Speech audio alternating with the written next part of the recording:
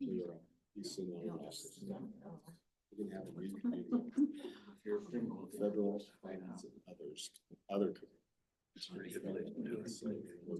only thing with the camping down south.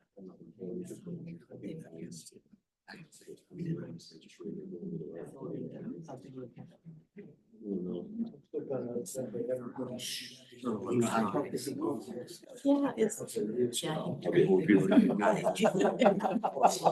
It's got just a little bit of color. Yeah, it is. I'm very happy. to be comfortable.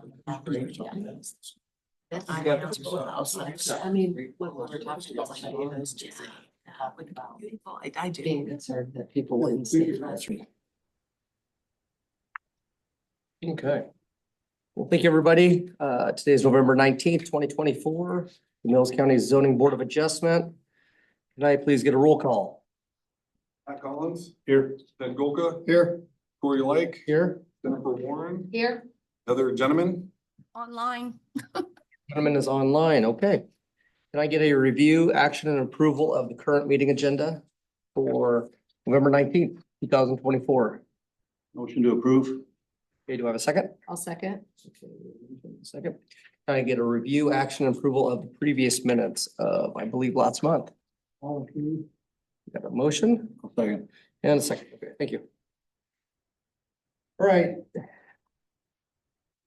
Here's like tonight, we have one new business. It's gonna discussion and formal action of a conditional use permit 24-199 for the proposed campground located at 2424 Ingram Avenue, Pacific Junction in Platteville Township. It is in the AR zone. If the applicant's ready. You want here now, Matt? Yeah, The applicant. You like that or you want it here? we can move it over there. Okay. I'll help you. Applicant's ready, we'll go. Is it heavy? It is. We need something on wheels.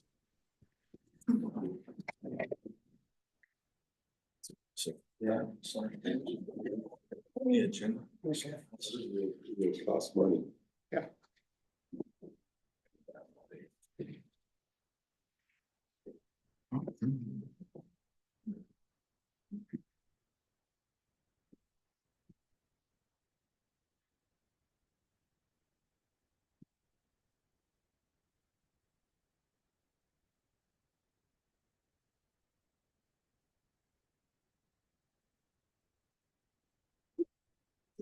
No, we're fine. One into the Robbie Luck ammo and one short.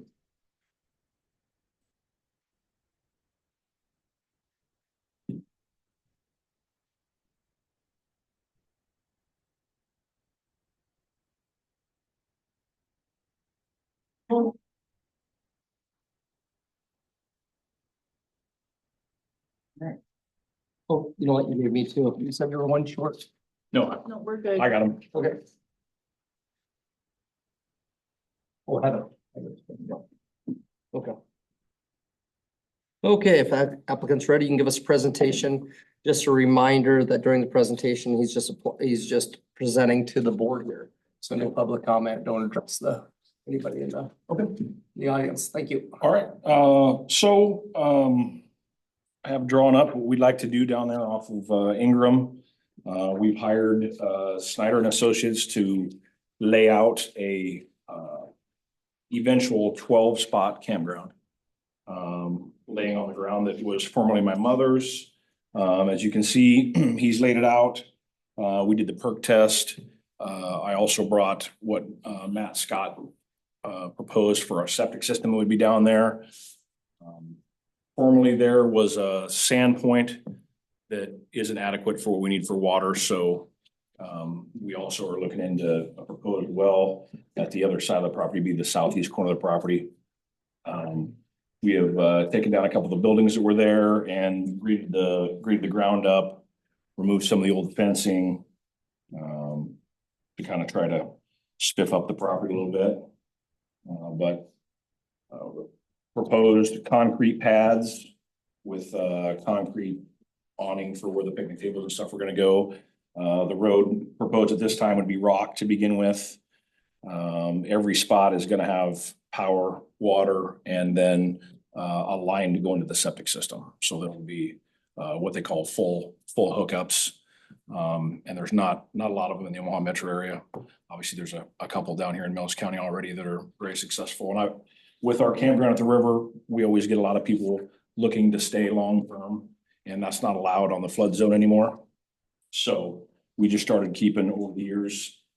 As mom's health declined, I'd even talked to Brill about it a little bit, doing something with that ground, and it just made sense. So I have about 45 names on a waiting list looking for a place to go long-term. Most of them all are either traveling nurses or iron workers or somebody that works up at Google, electricians or things along that line. So that's kind of what we would hope for anyway in the campground. So you guys have any questions on it?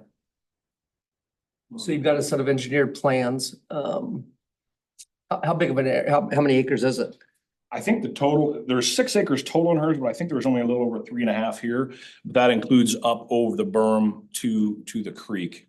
So I think this area here is probably, I would guess, around 3 acres total. Did you say the floodplain doesn't allow more than 7 months?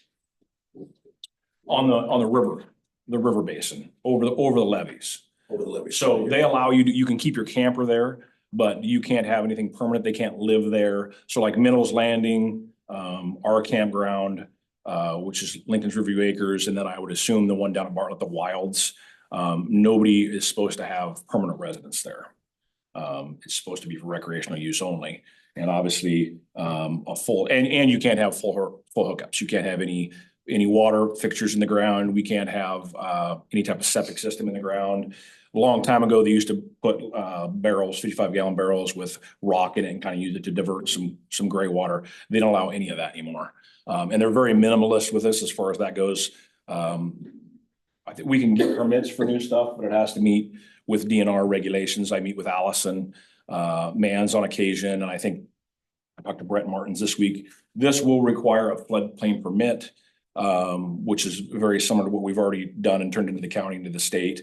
So we will have to get a floodplain permit, but those rules don't apply to this area in the campground. That's just more for the immediate zone there over the levee.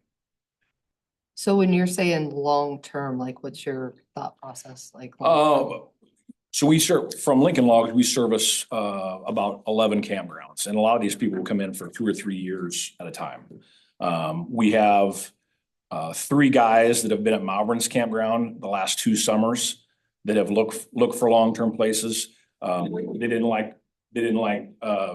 They tried Joe and Sandy's once, and for whatever reason didn't like the interstate, being that close to the interstate.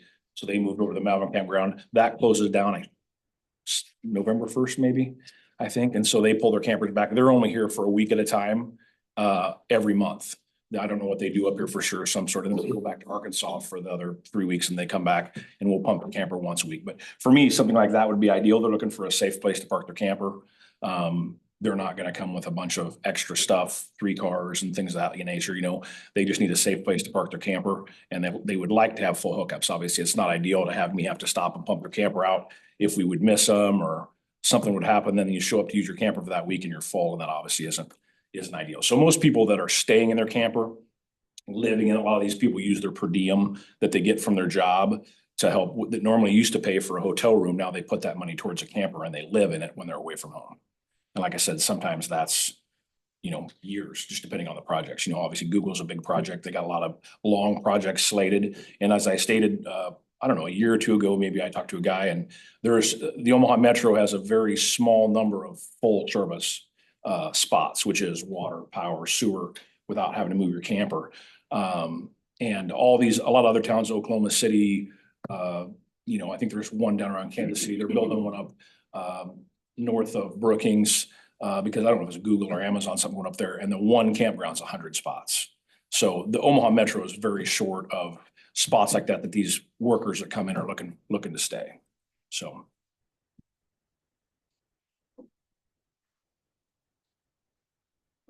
I got a question, but it might be more pertinent to wait a little bit because it's more of a question about all the campgrounds in our county. I mean, we got 2 campgrounds at 29 and 34.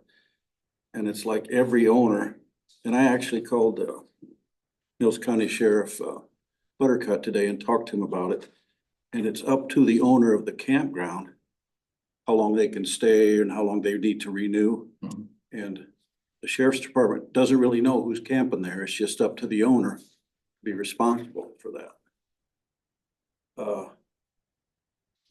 So I didn't know that. I thought the county had some kind of regulation on how long a camper can be there before it needs to be re-registered or moved out. But We- apparently not. No, we do on this, and it'll come into, I think, the, It's in, yeah, in your staff, in your- in your staff report. Mills They all County. have to be, I believe the campers all have to be registered, legal, roadworthy. I don't know if there's a, it's a stay. We're talking about a stay of how long somebody can stay there consecutively without calling it a permanent residence. Sense. It's either one. Yeah. So we can wait with that until you do your staff report. Okay, so we've got a set of engineered plans you went with to the health department. that's the Matt Scott's projection for the septic, and then it does fit on the site. And so we, like I said, we already did the perk test on it to make sure, you know, if it wasn't gonna be able to hold a septic for the size, then it doesn't really, it's impossible to go through, so. Okay, anything else? No. I'm sure there'll be more. Okay, why don't we go ahead and set those on that wall right there, if you could, Clay?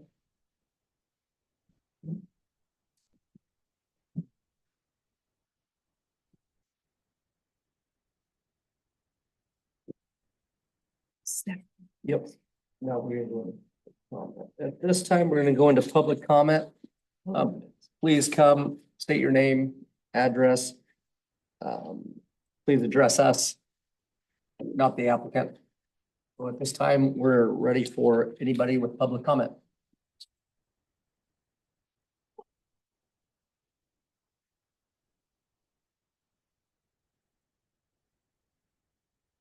Up in the mall. Property is 20394 Ingram Avenue.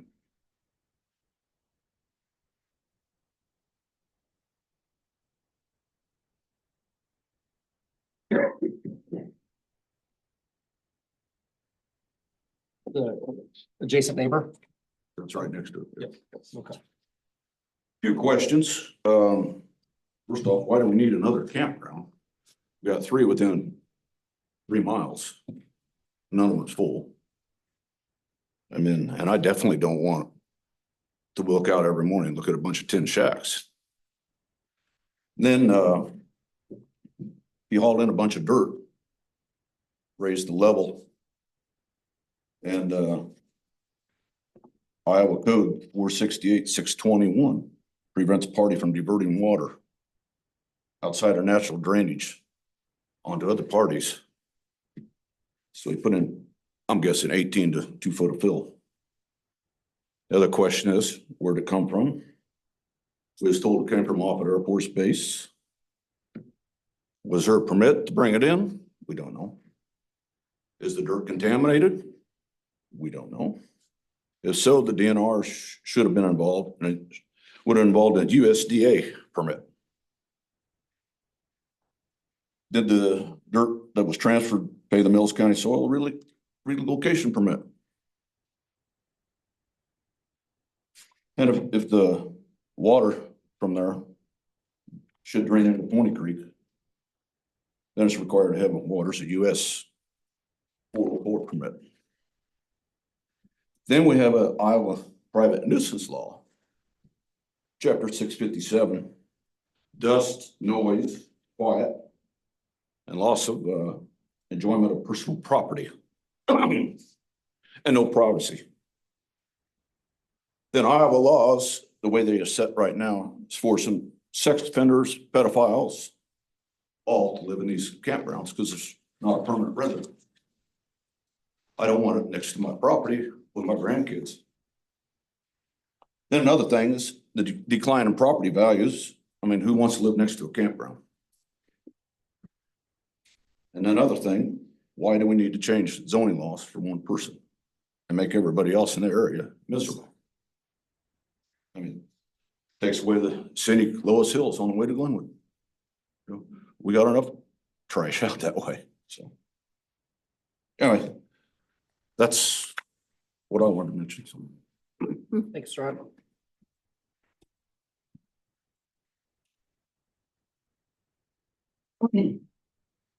I guess so. And one thing, if you come up and it's very similar to the other person, you can just say, I agree. I agree. Okay.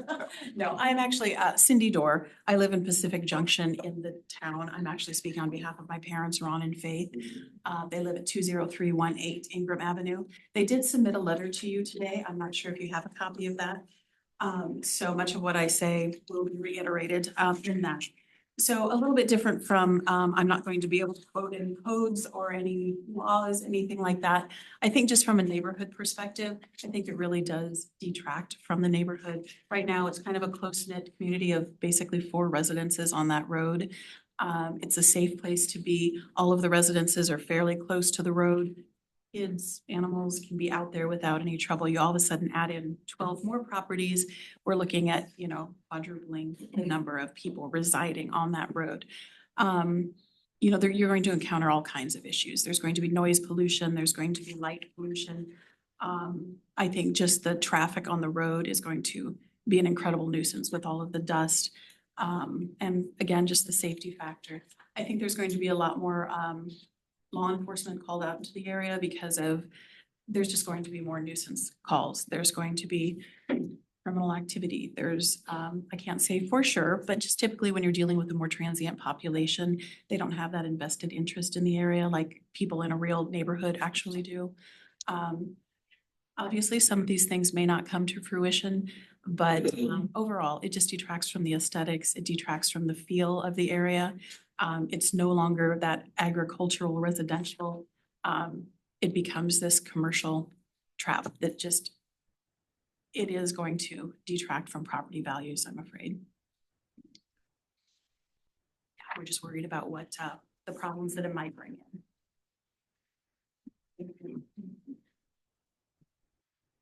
Thank you. What was your name one more time? Cindy, C-I-N-D-Y, last name Thank- D-O-E-R. Just write it on your parents. Yeah, oh yeah. Yes, yeah. Okay. Any additional public comment?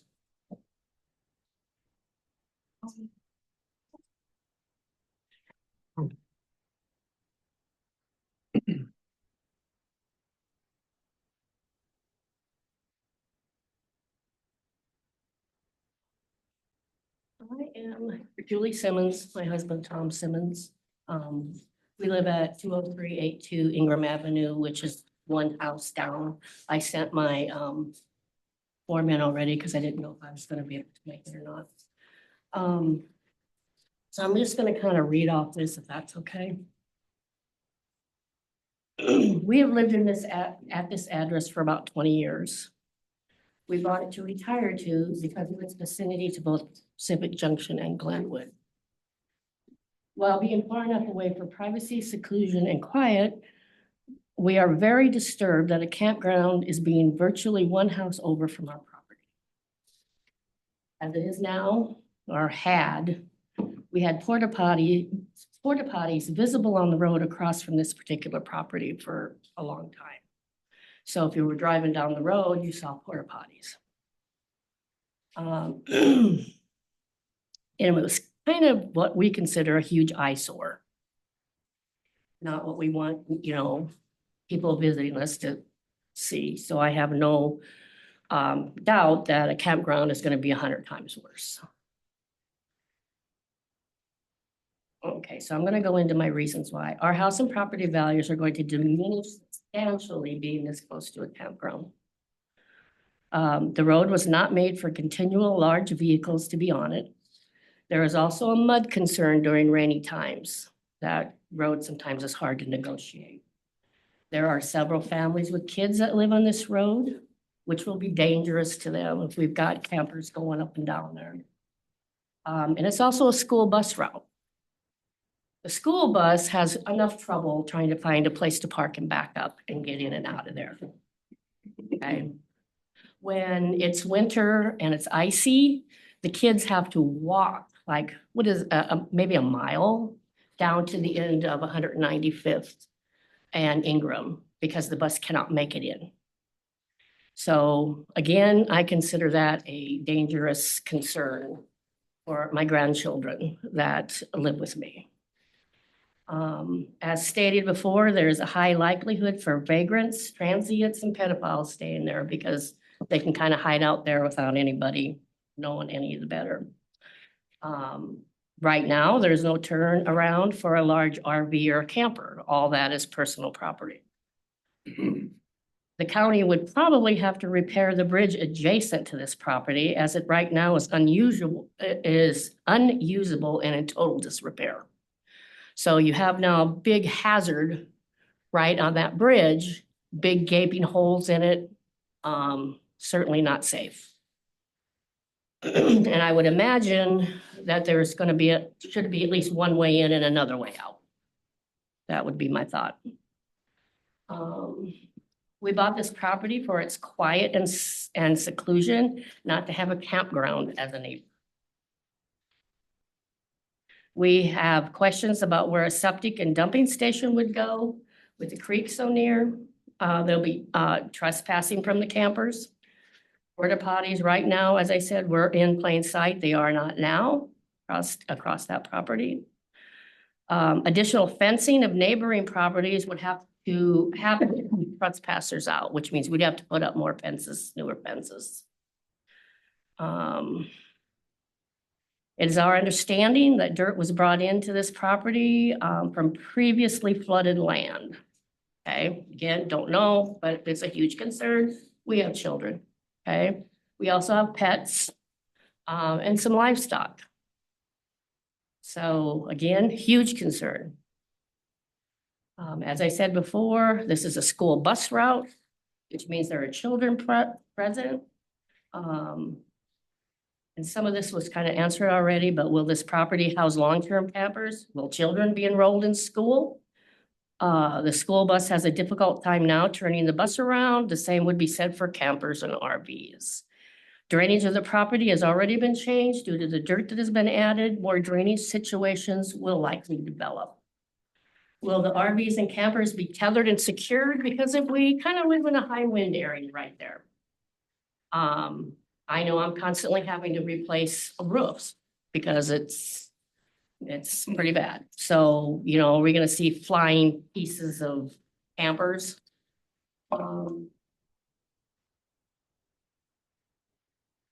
again, you know, visitors, whatnot, where is everyone gonna park on that property? On the side of the road? Where? Okay, again, we have children, we have pets. Also, floodwaters were known to Cover Ingram and 195th Street last flood. And we were unable to use that road for several weeks until that happened, until it dried up, or I should say whatever. Let's see. Survey for the land. I was doing a little reading online and it said there is a 5-acre minimum for campgrounds in Iowa. Okay. Who and when will do a compaction test and other construction permits? Soil contamination test. As I said, there is already runoff on that property. And is there a minimum or maximum length of stay for the campers? In conclusion, it is our belief that the property in question is too small to house a campground. It would seriously impact the way of life for the residents. It will cause undue wear and tear on the road as it is. It will be additional pull on the electric grid. It will be unsightly for the residents and a danger for properties, livestock, families. And that's it. Thank you, Julie. Thank you.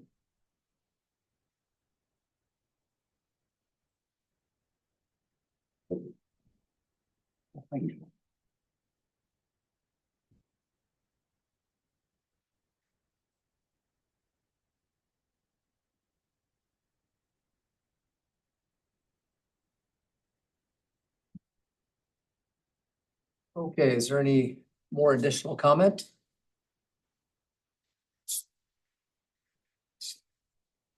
not, I can read that. I want to read that one letter from the Doors into the record.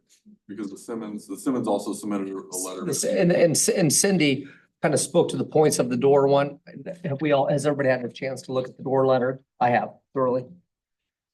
Yeah. Would you like to read it into the record? It'd probably be safe to do so. Okay, let's go ahead. Let's do it. So from Ronald H. Doer and Faith A. Doer, 20318 Ingram Ave, Pacific Junction, Iowa, November 19th, to the Mills County Building and Zoning Department. To whom it may concern, I respectfully request that the board deny the conditional use permit number 24-199 application for the property located at 20424 Ingram Ave, Pacific Junction, Iowa, 51561 on the below grounds. Number one, a conditional use permit exception was created to allow for specific use that is desirable or essential to a community. The proposed campground is not a good fit for the neighborhood located on Ingram Ave and is not essential to the community. Other more appropriate land could and should be found for the project. Number two, a campground is in a residential area will decrease the value of surrounding properties due to disturbances and potential inconveniences. Number three, improper disposal of waste from campers may lead to litter and sanitation concerns in the neighborhood. Number four, an increase in county services may be needed due to code violations, nuisance complaints, and or criminal activity.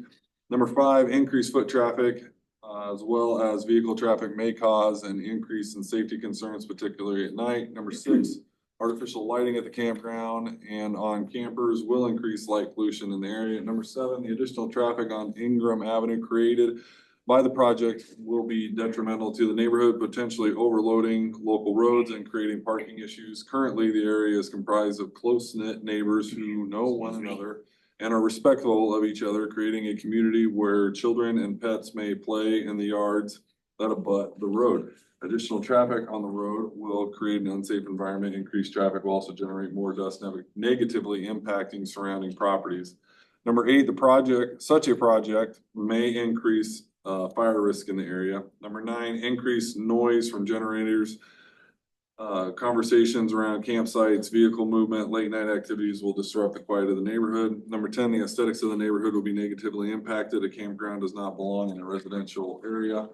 If the objections by neighboring property owners, conditional use permit number 24-99 is granted, we would request the following measures be implemented to reduce the amount of disruption to neighbors and decrease the negative impacts on surrounding properties. Number one, no signage for the campground will be allowed on or near the property. Number two, no ATVs, ORVs will be allowed on or around the property. Number three, semi-mature trees, minimum of 5 to 6 feet in height at the time of planting, be planted on the north, west, and south sides of the property as a noise buffer and to improve visual aesthetics. Number four, Ingram Avenue from 195th Street to the property at 220424 Ingram Ave be paved. If this is not possible, the road should be oiled and maintained to prevent excessive dust from settling on surrounding properties. No calcium chloride should be used. Number five, any attempts to access water on the property must not negatively impact existing wells on surrounding properties. Number six is adequate and appropriate septic system be installed on the property to prevent groundwater contamination. Number seven, no pets on the property.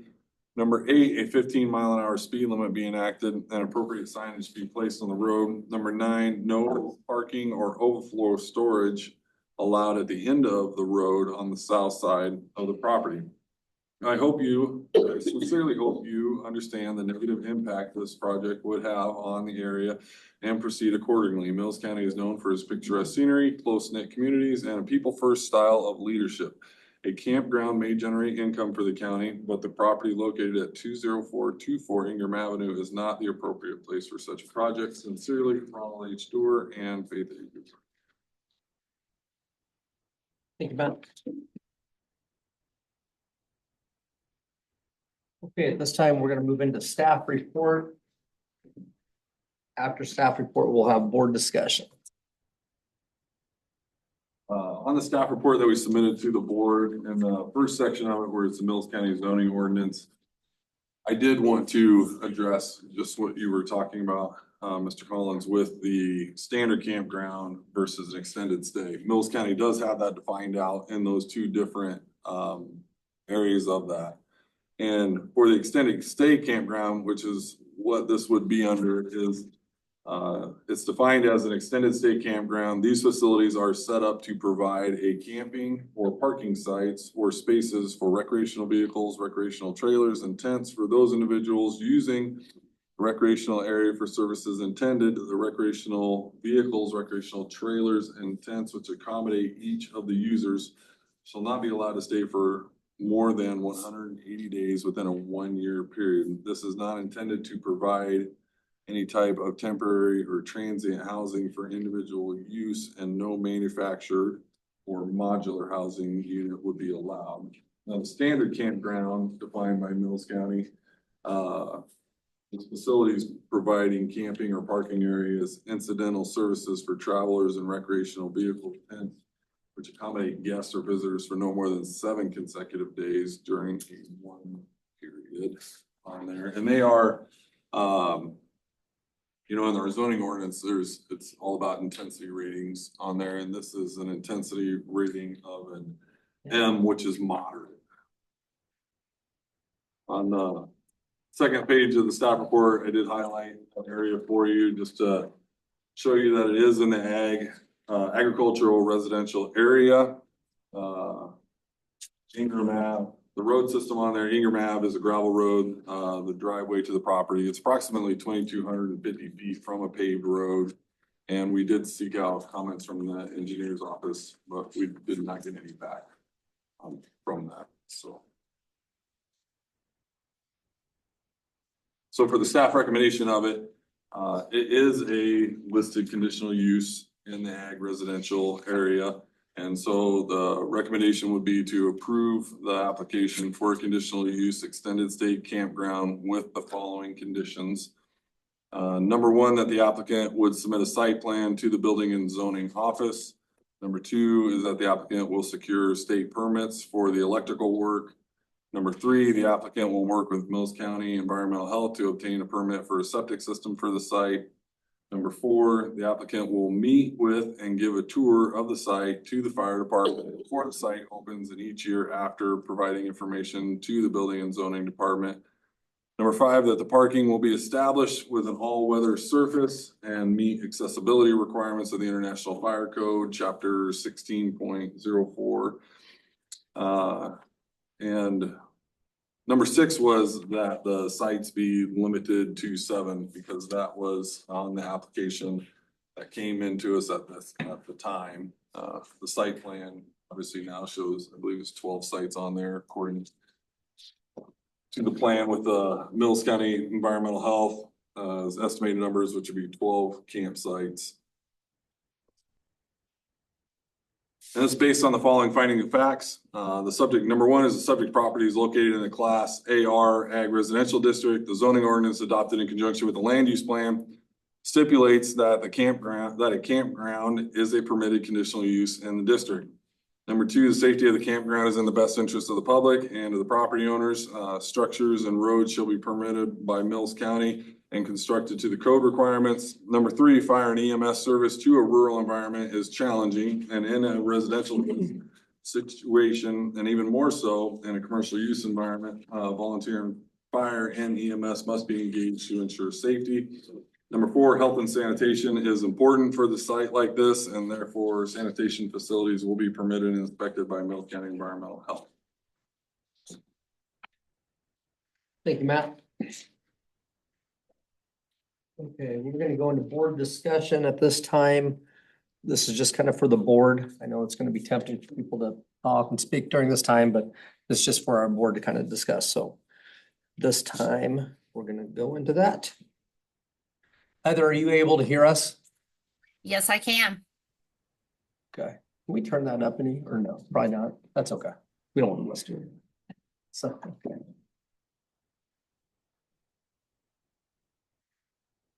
Pat, did your questions get answered on kind of the stay on that? Yeah. Okay.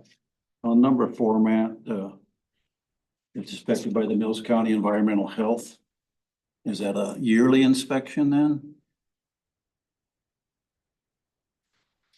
on your, based on the following findings of fact? No, that is for, look, Mr. Lincoln already took the first steps in that by engaging them for the septic system design aspect of it. So, if it were to be approved, and he would then go back, get his permit for the installation of the system, that would then be inspected and signed off on as meeting Mills County code. So it's mainly just for the well and the septic then. Right. So like the safety of the campground, that's, they're gonna have nothing to do with that. No, not unless there's a complaint that comes in. Okay. I mean, if there's a complaint that comes in on a sanitation issue or nuisance, then they would go back out. I'd like to ask you what you know about the existing campgrounds. We got the one on 29 and 34 that's been there quite a while. And we got the new one where the motel used to be there. Did that one get a conditional use permit there? Cause I don't recall that coming before the Board of Adjustment. So if you're on the other side of the interstate over there, a campground over there is it's a principal use. So Love's is currently expanding a few sites that they have over there because they get. That's zone commercial. Right, C2. it's in the highway commercial zoning district. What about on the other side of the interstate, the one that's been there a while? That too would be in the highway commercial. That's still in the district. commercial district. Yeah, there's a block of land right there that is in that. It used to be what was called the corridor overlay district. We removed the corridor overlay district, that reverted it back to its base zoning, which is highway. Thank you.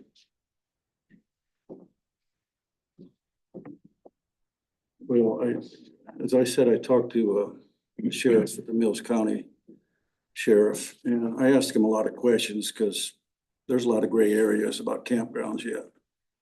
And like I said before, it's just up to the owner to have a list of the residents there. So if there's a problem with the campground, the sheriffs have to contact the owner and go from there. And I can see the concern there. I guess my question is there been anything with like the Planning and Zoning Commission or the Board of Supervisors for requiring more oversight, I guess I would say? There has not been any conversations recently. When I talked to the sheriff, I said, well, has there been instances of any trouble? And he said there wasn't any. But he said the thing that he liked down in the wild, they have a gate system that monitors who comes and goes. So, I don't know, maybe I'm just kind of, thinking out loud, that might be something good for the county to consider. Too, if there is a problem. And,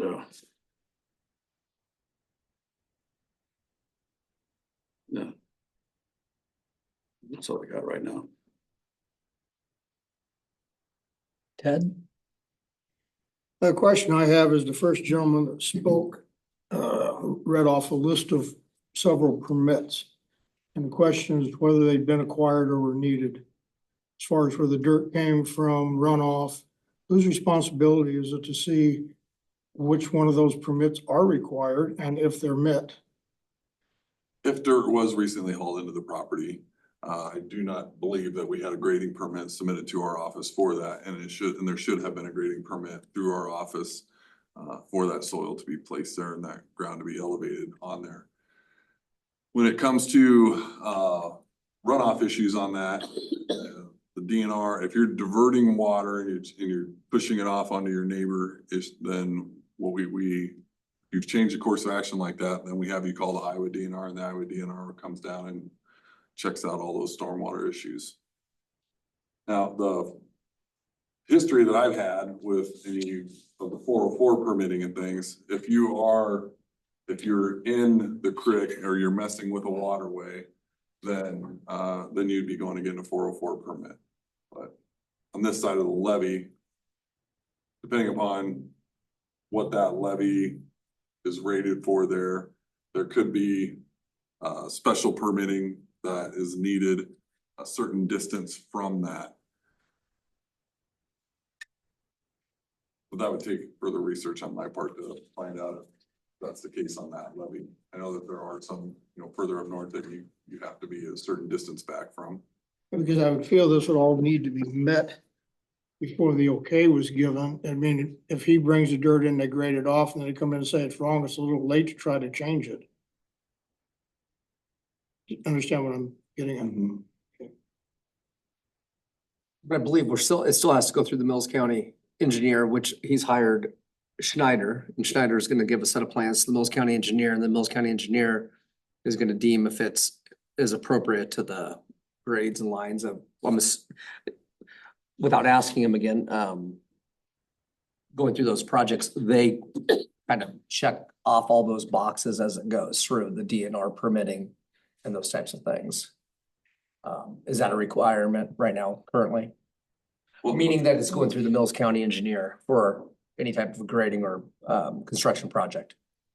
No, I mean, that's again, one of the conditions that, if there was dirt hauled into that, Mills County engineers would have to go out there and see, and then follow back up with Mr. Lincoln on going through the grading permit process, figure out how much dirt was hauled in, what was it elevated to, those things. I'm not really. What about verification of where the dirt came from if there was contaminant?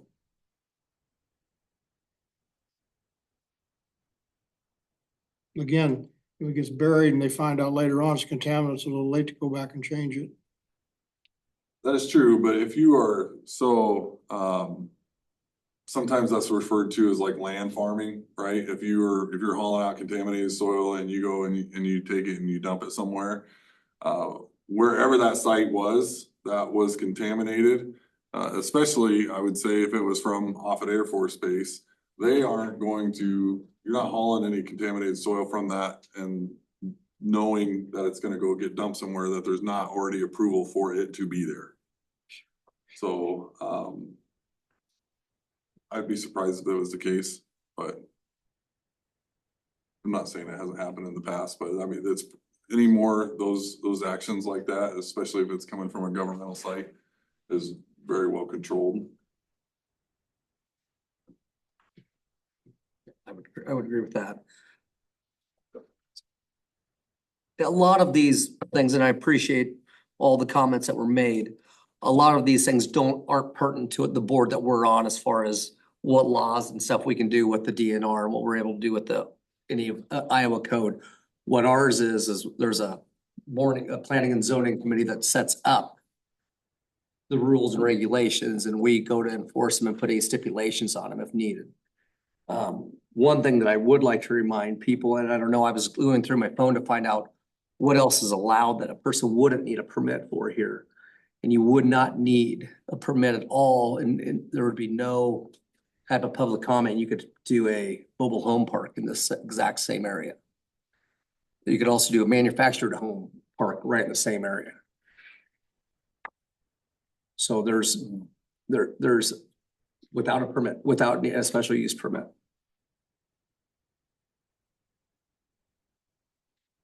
Could I ask Mr. Lincoln where you got the dirt? And was there an engineering plan? How much dirt did you needed, and where did the fill come from? Yeah, absolutely. Yeah. You want me to do it from here? I'll do it from there. Yeah, so we did get it from Offutt, and ironically enough, last week I spoke with the DNR. So the DNR magically called me last week and asked about it. Brent Martins, I think he's under Allison Mann's up in Atlantic. We discussed where it came from. Like Matt talked about, obviously Offutt's not gonna allow contaminated soil off its base. And we talked about the amount that was there, where it was spread, who it was spread by. We also discussed the fact that I hired somebody. I didn't go out there with my own skid loader. I hired Conference Construction to do all the grading. And they graded according to survey, right? So it's graded with the proper amount of fall, the water's going to where it should be. And the DNR does not have an issue with it. When I spoke with the DNR, he did tell me if I got through this process, I do have to get the state floodplain permit, which I've already done at my other campground. There's some different rules, but you still have to have an evacuation plan filed with the county. That in turn goes with fire and rescue and also with the sheriff's office, which I work with both of those two offices at my other campground as well. So very familiar with the floodplain permit process. And then there's and Corey, you might have to tell me like a G2 permit or something, I believe. There's a larger permit because if and when we do more grading, and that grading would be for the concrete pads that the campers would go on, then that would trigger that state permit. So I believe. Permit number 2 permit. Yeah, he said permit number 2, yeah, there's 2 more permits that DNR requires. But I did talk with that Mr. Martins last week, and we discussed the soil, where it came from, the grading. I provided him with the drawings, I provided him with, everything that Conference had given me and proof that it was done professionally. And the DNR at that time did not have any issue with it. Thank you. So that GP2 permit that he's referring to, that if you disturb more than an acre of ground, then you're required to get that permit through the Iowa DNR on top of, you're still talking county permits along with that permit. So But the DNR permit, does that supersede the grading permit then? It does not, it's just a portion, that accompanies with our grading permit. So do you think he needs a grading permit? Yes, if dirt was brought in, he needs grading permit through the county. Okay, so that would have been one of your conditions then if you know they're that. Okay.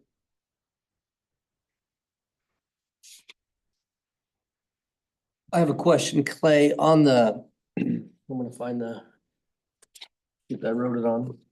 The parking for visitors. If people are coming to see people, is there ample room for, if somebody else stopped by to visit one of the people that are in one of the campers? So in discussion with Mike, and I don't know if anybody, so part of the reason I chose them was because Mike's an avid camper. My aunt and uncle also like camping. So we discussed that in the design. Each spot is supposed to have enough room for at least one single large crew cab pickup with the camper to pull in the spot.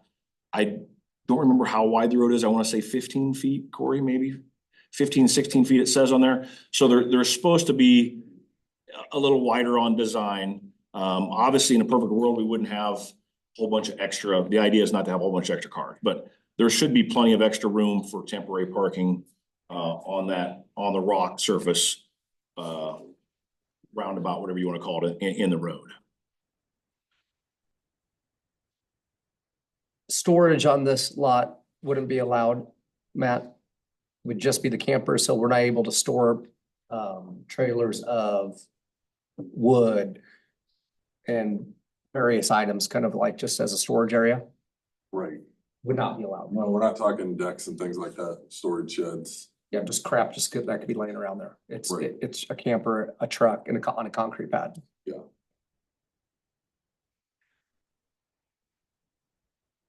No porta potties outside because it's gonna have internal plumbing. No above ground septic tanks. Power. What's the little building that's in the corner, did you say? Probably like a well house. I'll need something heated for the well pump to service those Iowa hydrants. It'll be each one of them. So it's gonna stay there. Pardon me? That building's gonna stay there. Well, I mean, hopefully, if it goes, I mean, we're one step at a time. If we get to that point, we're gonna need something for the well pump and everything to go in. And cross this bridge, then the next bridge would be, building permits and getting it laid out. We'd looked at small buildings, we'd looked at, those pre-built sheds to just something big enough to hold the well pump and all the stuff around there. Wilage didn't give me the whole list of things he needed yet, so we just kind of put that as a proposed site for future discussion. And then for clarification, your application states 7 sites, and then how many are you proposing? There's the applications for 7. We wanted to start with 7. We're building out the biggest septic we can in case we would ever go to what is on there at the 12. But we just wanted to start with 7, feel it out, get used to, kind of baby steps, see how it goes, see what our occupancy is. Maybe we don't need 12 sites, maybe 7's adequate. And just kind of see how things go. Because if we approve the 7, then he would have to come back to do more. Right.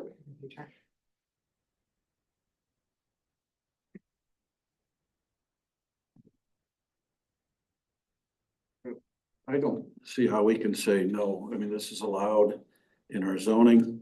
He's trying to do everything the right way. I mean, unfortunately or fortunately, when you own property and you're doing stuff the right way, you can't just say no because the neighbors don't like it. But there's no need for this property. It is not essential, and that, I think, is one of the reasons a conditional use permit is approved. It is not essential. Now, I understand people will put their greed ahead of, their. Cindy, we've got to stop the public comment. We understand, and you were a very, very good speaker and spoke perfect in your Right, thing. but I do think you have a little more leeway than you're saying you do. I understand it's a big name in What town, but what we have is, we've got an allowed use in this area. What we're able to do is make sure that a lot of the fears that a lot of the residents have can be inserted and made sure that they're correctly done in the manner that the county's wanting, the manner as far as the state's wanting, in the manner that the contractor's wanting, and then looking at it from the neighbor's part of it, what are the parts that we can do to make it both feasible and more tolerant for you. and the decrease in property values that will come. And There's no. unfortunately, that's something that we almost hear that on every item that comes up to this, and there's always two ways to look at that. There's always a possibility that they could, and there's also a possibility that sometimes your property values in some instances go up. Somebody's gonna argue both sides of it every time, so I understand that. Maybe someday somebody will want to buy the property for tremendous amount of money and just shuffle it right down the road, but I appreciate what you're saying, Cindy. So at this time, I'm looking at, we've got concerns about the grading plan. We've got concerns about where the soils came from. I'm in agreement with, the soil coming from anywhere, they can have it tested. I don't think the applicant or the county would have any issue probably doing a test to make sure that there's not a contaminated piece in there. When is this proposed project expected to be completed? That's a good question, Cindy. I will ask that question to you, Clay. When would the project start? It's a very good question. When will the project start if it goes? If this passed, can you see your next phase of getting your GP2, getting the county regulations, the permits and So like? the next step for me would be obviously the building permit. Which I think is the next one after, where we talk about the shed for the well. I talked to Wyledge about. Actually, what you'd probably be doing is getting a grading permit in the rears. Right. Yes, be paying for that here shortly. And then going to a GP2 and then getting your building. Mike's handling the state permits for me. So he's gonna do the floodplain permit and the whatever the 2 permit. I gave that Mr. Martins from the DNR Mike's information, so Mike can get that permit for me and pay for it through the state. And I've been handling the county with Audra. She's kind of been hand walking me through that process, which one goes first and. So if everything went through, when would you start the construction?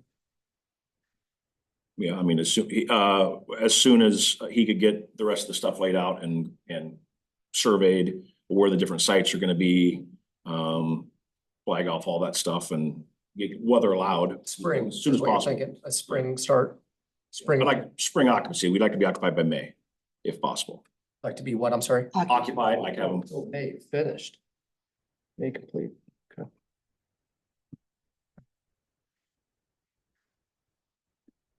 And I kind of feel the other thing we always have to consider is, we've got sued twice in our county when we did not approve something. And we got sued for it. Our county did. And I won't go through the whole scenario, what happened, but I say this a lot, and we better have a darn good reason to say no.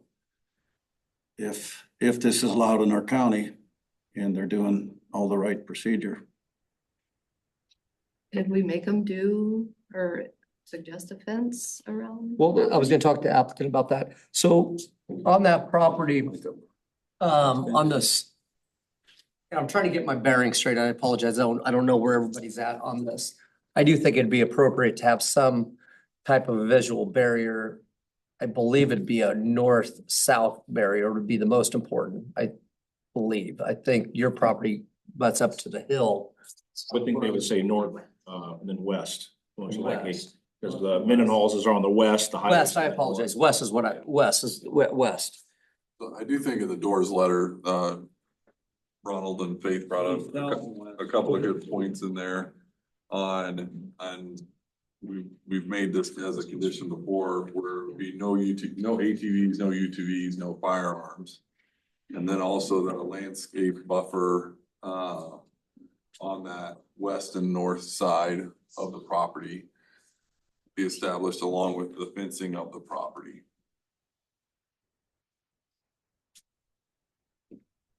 Well, there's a residence on the west side, Could be correct? residents in south. There's a residence on the north, I'm sorry, on the south and the west side. It'd be south and west.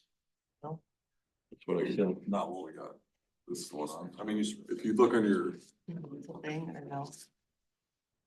No. on the staff report there on page 2, you can see the aerial view of the property. So your the driveway would be where you share it. It looks like it's shared driveway. It wouldn't, well, we have to drive past the east drive of Mendenhalls. But technically, we'd still be on Ingram before pulling into the gate used to kind of be at an angle there at the corner of the 45. pasture. And we just, Is that where the entrance is still gonna be? Yes, okay. it'll just move, the fence line will go to the road and they'll have to make sure they can't cut through, kind of like we had done for years when it was in grandma's. They're on the south and west. Well, there's nothing on the north side except it goes to Highway 34. Correct. Yeah. North side is 34. I know. This is One Ingram. way in and out. This is Ingram. This is Mendenhall's property here, which is the first gentleman that spoke. I believe the next people probably live one more on the way. Having something here. and something here. Why would you need something on the south side? Well, there's a property south here. Probably look in this direction. 34 is over here. Right. Definitely nothing there. I think it's something On the going east side. here. Something here. Like a fence or like screening? I'm thinking of earth and berm with trees on You can draw on one of those, Corey. it. I got two. Yeah, I mean, and this is a little bit not typical involving people, but we spent $500,000, we don't even have okay. So what I'm looking at, this is the entrance. It used to have a 45-degree angle gate, something in this neighborhood here. And something in this neighborhood here. Yeah. South and west. And this is Highway 34. This doesn't go into anything. It doesn't appear. And what it does is kind of makes it look Leave the levee. a little bit it's a little bit kind of like they're driving in through something that now is invisible, like more like a blue spruce tree, concolor tree, something that doesn't lose its leaves in the winter. You know, spruce tree, pine tree. Just not cedar trees. But my question is. They gotta be like 5-foot trees.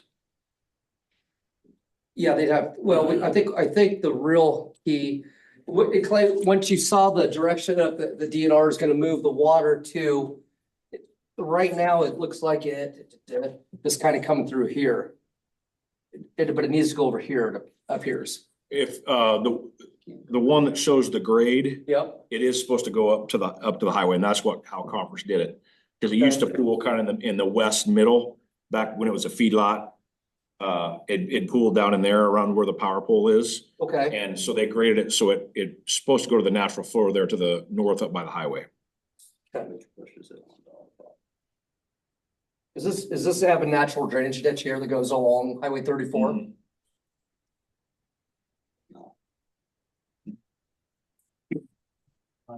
There's not a drainage ditch along there. There's no drainage along 34. That's why all the dirt that he's put in there is gonna drain right on me again. Well, the elevation says, I mean, is stating there is. It's too bad nobody had time to go out and look at this before this meeting. It's a 975 to a 971. Well, we don't go and look at predetermined things. We're supposed to come in here with a non-biased look. So, but we're gonna stop with the audience.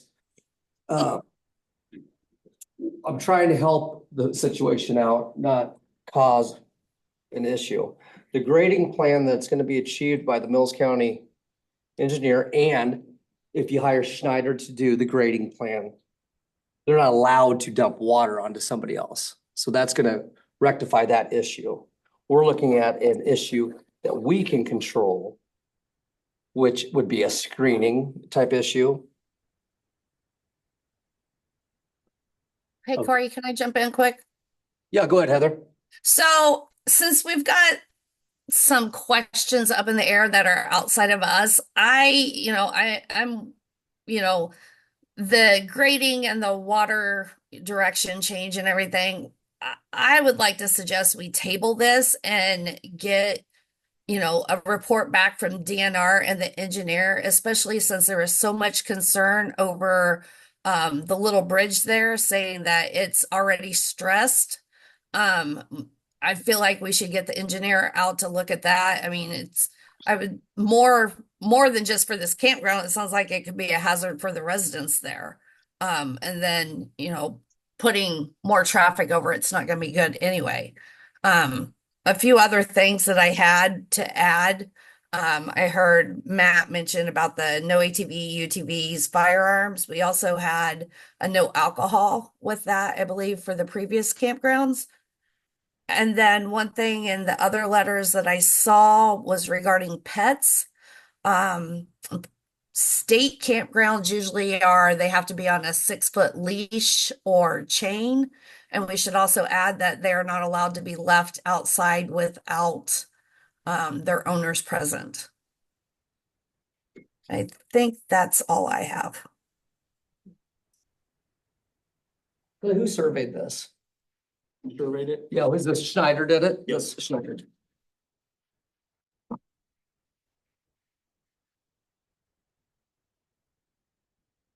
Is there a drainage ditch on the other side of Ingram that runs east to west? Yeah, on the south side of the road, it's on the south side of the road though. It didn't go anywhere. Well, okay. I'm looking at entrances.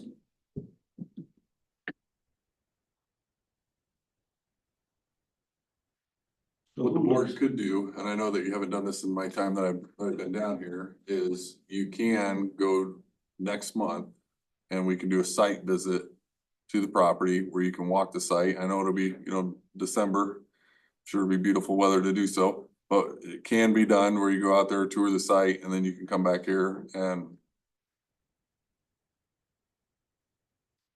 make your final determination on it, but it's up to the board. So is it the DNR that looks at the grading plan and okays it then? Our county engineer Or does. County engineer. And then the DNR, if it's over an acre, has their own process that you have to go through, regardless of whether you get your permit from the county or not. You disturb over an acre, you gotta get a permit from the state of Iowa.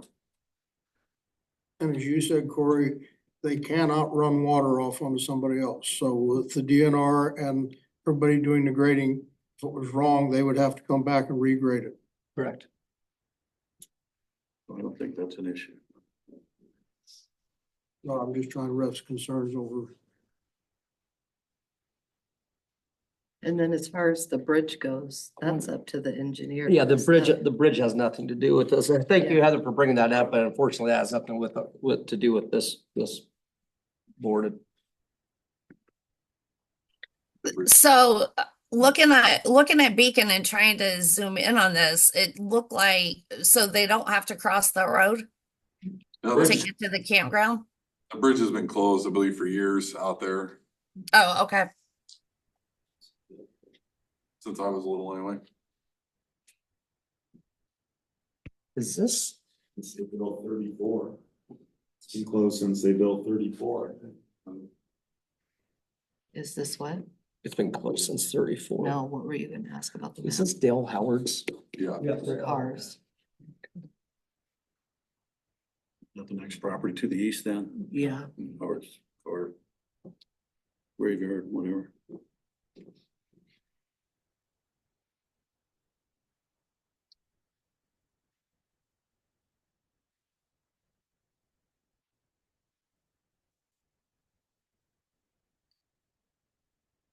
I don't know what we gain by tabling it. I mean, the grading permit and the DNR, we're gonna answer those questions. I mean, we definitely want to add the condition that a grading permit needs to happen. I mean, if we want to add more conditions about the dogs on leashes, we can sure do that, right? Yes. If we want to add any other conditions, we can.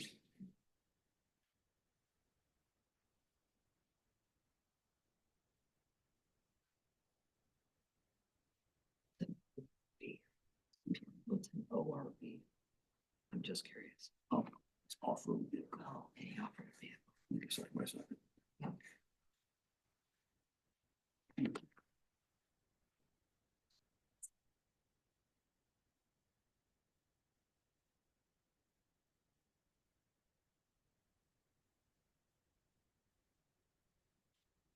You know, that last one we did, I guess was called glamping up by Eastman. And, or no, now I'm getting mixed up. The dirt bar over by Malvern, he didn't do it, get a permit right away.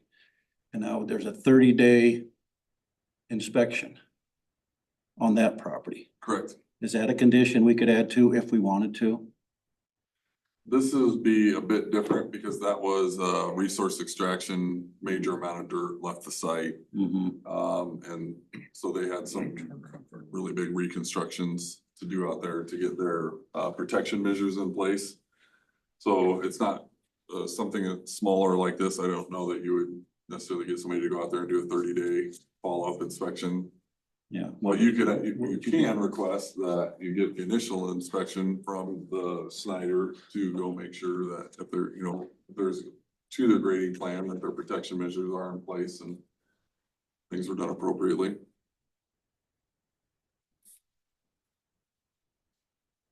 You can always ask for that third-party inspection. It's just that one, resource has numerous ones that will be gone through. I know it's a different deal, yeah. I think the pets one is not a problem with that one, meaning I think that should be one that should be added and not have pets running around. I don't think you're ever gonna be controlled, no alcohol. That's not gonna be something you're gonna be able to control. I think a berm should be built on both sides, earthen with tree on it. There's probably some type of a landscape screening that we have, but probably nothing that's a cookie cutter, but. I'm kind of thinking a berm is pretty good expense because you gotta have, how high is the berm gotta be? Well, the reason why I'm looking at a berm is I'm trying to figure out which way the water goes. You're gonna have to create some type of a drainage deal and that excess soil turn into the berm. That's how I would do it. And then that way, I don't know what this distance is. It's probably 500 feet maybe. North to south. Sure. But that's the earthen berm with trees looks better than a fence, in my opinion. You're more looking at screening from the neighbors, right? Correct. So a fence or vegetation could do that Fence too. would take a lot of upkeep though too. And then, I mean, not that clay wouldn't keep it up. I just but look, it looks a lot better than this. Right here to the east. I was gonna say, that fence doesn't look great. I just think making a berm would possibly create more problems for drainage and.